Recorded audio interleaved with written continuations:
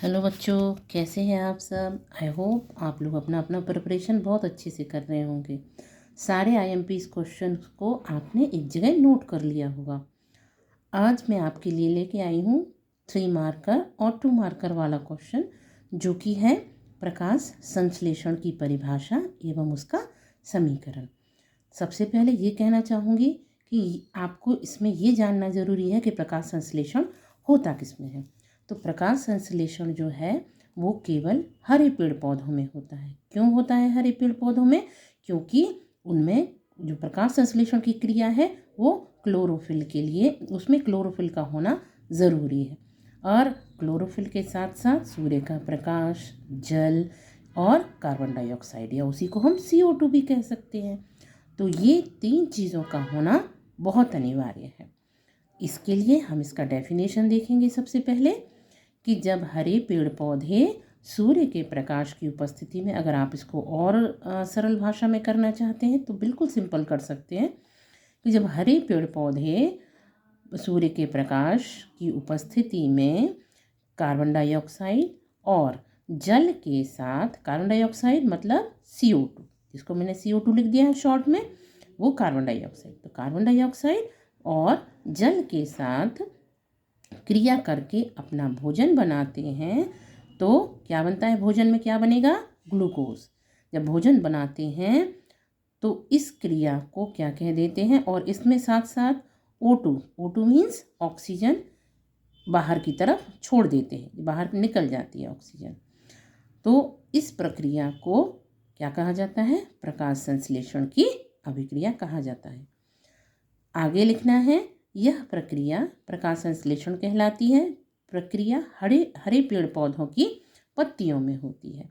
इसमें प्रकाश ऊर्जा को रासायनिक ऊर्जा में बदला जाता है।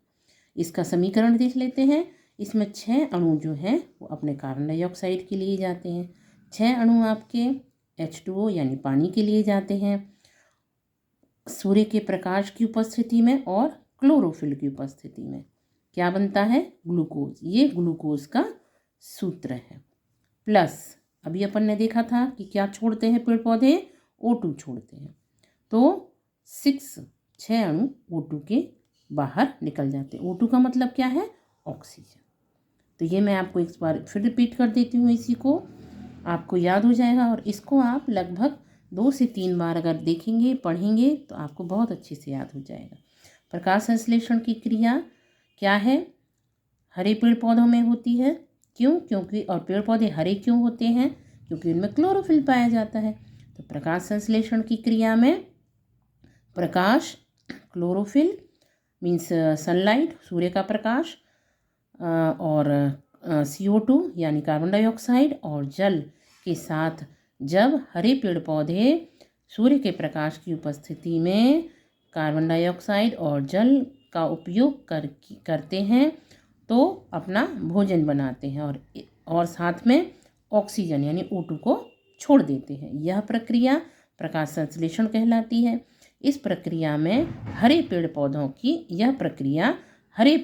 की पत्तियों में होती है। इसमें प्रकाश ऊर्जा को रासायनिक ऊर्जा में बदला जाता है। ठीक है।